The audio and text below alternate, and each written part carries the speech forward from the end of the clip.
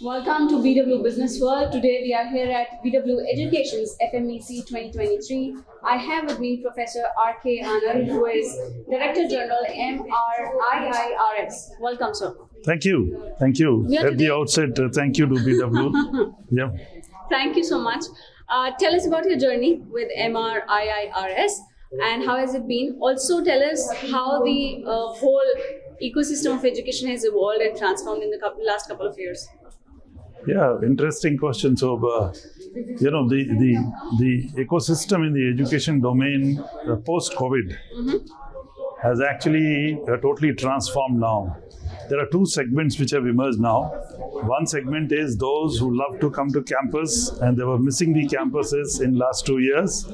They are the ones who want greater energy in the campus. They want greater involvement in the campus. So they are those kinds who don't want campuses to have any breaks at all. And they want to make most of the campus and the mixing around with the peer group. There's another lot which has emerged, that's the online lot.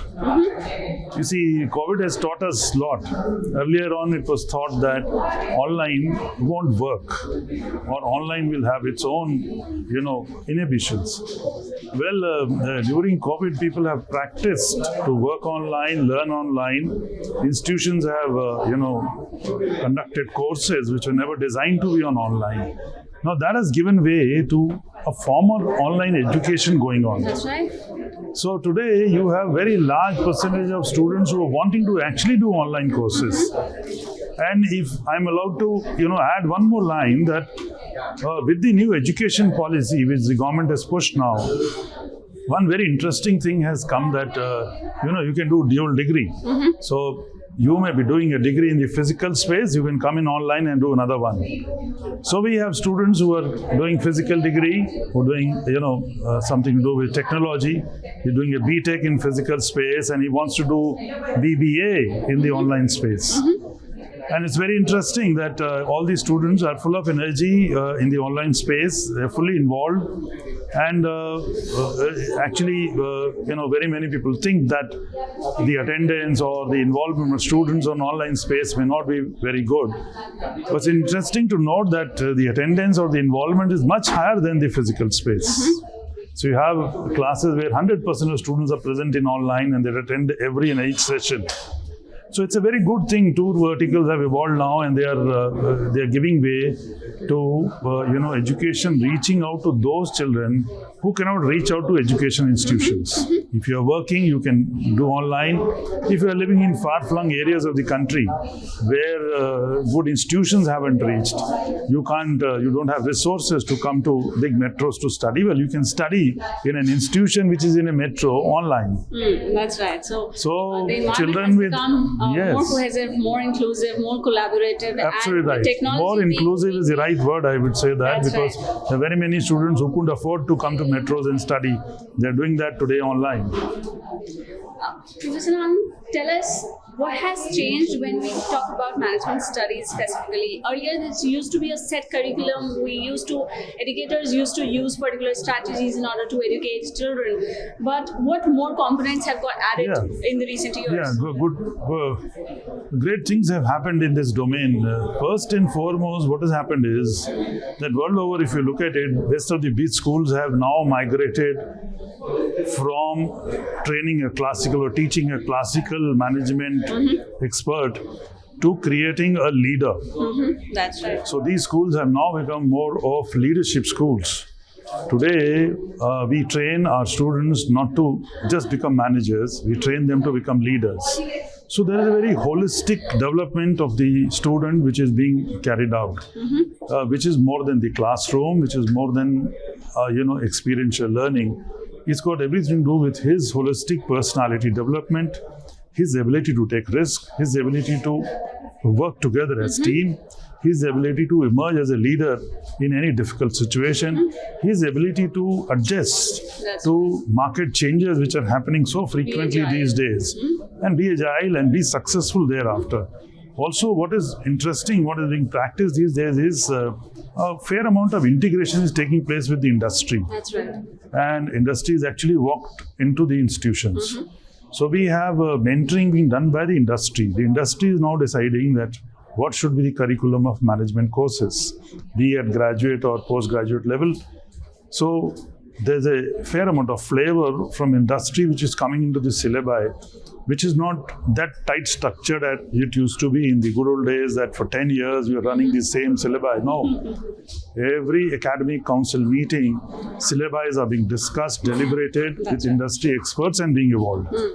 So this is one very good thing which has happened, that the product which gets out of the management institutions actually, apart from developing a holistic personality or a good leader, you also have a person who's actually coming prepared to enter the industry running. He doesn't have to be trained by the industry. That's right, He comes prepared to be running. You talked about integration with the industry, just because organizations right now are looking forward to the employees who are professionals who are ready to take up, and of course who can keep upskilling themselves, just because the pace of the change right now is very swift, very fast. Tell us something about if you have any partnerships, any new initiatives coming up, if you are doing something with Government of India or other state governments or private players, something on those lines. Yeah, great things are happening. You opened up a large number of areas. I will touch upon all of them. First, you look at the industry. You see, industry, we train students, feed them to the industry. There is definite need to do upskilling constantly. Of course. So there are management development programs which we keep conducting. We go into the industry and conduct that program. Now this is to upskill those who are there. And the best thing about these programs is you actually look at the spectrum you are going to address. You place the spectrum the way they are. And then you train them so that they come at par with what is expected by that industry for these people. That's right. So, in a few hours to few days or couple of engagements over the months, you are trying to give a flavor to this industry so that they get best out of what is expected from their employees. So this is evolution, which is taking place of their employees, upskilling, which we call it. Now, another thing which is interesting, which is happening is that there is a fair amount of exchange of, I would say, policies, exchange of knowledge, exchange of ideas, which is taking place between certain regulatory bodies and the universities, be it AICT, be it UGC. They have taken a fantastic leadership role. And they are some kind of path breakers for the universities. Absolutely. They are the ones who are actually giving bright ideas to the universities. Now, coupled with this is the Government of India, and there are many initiatives of Government of India to do with startups, innovation, incubation, Atal Innovation Mission, which is run by the Niti Aayog, and very many such initiatives, all put together, the government bodies, the UGC and the AICT. They have actually, I would say, facilitated universities tremendously. Today, if a child wants to actually work on a startup, he doesn't have to look back. The universities do have enough funds being given by either Niti Aayog or these startups or similar government funding agencies, which can be extended to him immediately. All he needs is that he needs to have initiative to take it on.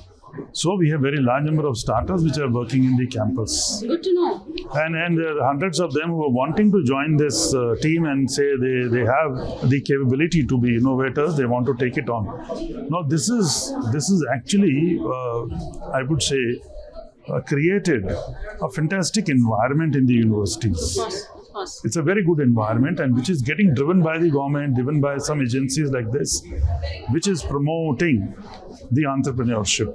Good to know. So, government has always been a big catalyst so this whole ecosystem change which has happened, actually the compliments need to be given to UGC, AICT and the government bodies. Of course, you talked about policy making and reforms happening from the government side. The whole education sector is undergoing a major transformation with NAP coming into play with the new mandates, be it National Digital University or common entrance with exams, many such initiatives. What strategy are B schools taking up in order to align themselves with these reforms? Well, one good thing which is happening is that, the whole education sector is opening up to the demands. be it demand from the industry or be it demand from those who are going to use the students who are going to come out, or be it the aspirations of the students, both ways. Earlier on, there used to be a structured curriculum, a structured degree in which if I'm doing BCom, I cannot take A, B, C, D because it doesn't belong to the BCom stream. If I'm doing BBA, I have to have only selected. Today, the whole spectrum has been opened up. It's a big bandwidth which is available to the students. So we have students who are doing BBA and they've gone across to the technology department and are wanting to pick up some subjects which are pure technology subjects because they are science students. So he gets best of both the world. That's right. He gets best of commerce, best of economics, best of statistics. He gets best of technology. He goes to the computer application department and wants to pick up how to do coding. Now, this is a fantastic synergy which is actually taking place. Tomorrow, when this man grows, he will be an expert in commerce and economics with the capability to do development. How lovely, how lovely. In the coding. So I think it's actually opened up There's the whole an increasing education. focus on employability and scalability, if I can say. When we are talking to industry leaders or organizations where they are seeking to get ready professionals who are inculcated with many different set of skills, how, in your opinion, can these be measured from an individual perspective? Also, in your opinion, what do you think, which is one important area or one focus area when we specifically talk about management studies can be improved? Can we go beyond from this? Yeah, good. See, what's happening is that in all education institutions now, by and large, this is what we are practicing is, moment a student is inducted into the university, we do a very deliberate orientation. This orientation is not one day, 2 days, it goes on for 3 or 4 weeks. This 4 weeks orientation is actually aimed with many, ideas. First and foremost is it's being done to orient a child who's emerging out of the school into a university environment. Second, we are now trying to assess. So each department who's got a prospective student in front of them is trying to assess that where does he come from, what's his spectrum is coming from, what are his strengths and what are his weaknesses, how good he is in language, how good he is in communication, and what are the areas where I need to work on him so that he comes to with the rest of his class and he is able to take on the degree much better. So flowing out of the orientation, we call out about each student that what we need to do to work with him. So we have a fair amount of matrix created for each child, and we then call out, all right, these are the bridge courses which need to be done with him. These bridge courses are the ones which will actually, fill up that gap, which we have sort of found in the student. So, what are we aiming at? We are aiming at that once a class assembles and everybody sits, all students are at par. If there are students who join with certain, gaps, they are brought up by way of these bridge courses. This is one activity which happens. Another activity which happens is that as you go along the curriculum, we believe in our institution that a professional can only be created if you have a good human being. If you're not a successful or a good human being, you can never become a good professional. So, what we do a holistic development of this child. So, he is taught to be compassionate. He is taught to be humble. He is taught to do social work. He is taken to villages. He is taught how to support villages. He is taught how to support people who are in need. He is taught how to look at entrepreneurs and learn from them and tickle him so that those things can be triggered inside him. He is also taught to develop his communication skills, because if you are not a good communicator, you can never be a leader tomorrow. That's a primary requirement of a leader. So he is taught how to communicate. So there are very many activities which are conducted, which are by way of clubs, by way of interactive activities, by way of playing games, by way of carrying out excursion, outings, going to adventurous sites. Everything is aimed at bringing certain qualities in this child. giving a trigger to him so that he develops those qualities and comes out as a holistic individual. So it's a very good, I would say, exercise which goes through from the day the orientation starts to the day he emerges out as a graduate. And when he's emerging out a graduate, we are actually not training him that, how will you walk in and face an interview. We are saying that become a professional, be a good human being. Forget about interview. Anywhere you walk in, you will be, absorbed by this system immediately because it's your personality which will speak for itself. That's the aim. So, that's right. So in order to become a good professional, a good leader, you need to become a good human with certain focus on compassion and communication. Yes. Thank you so much for joining in. Thank you so much.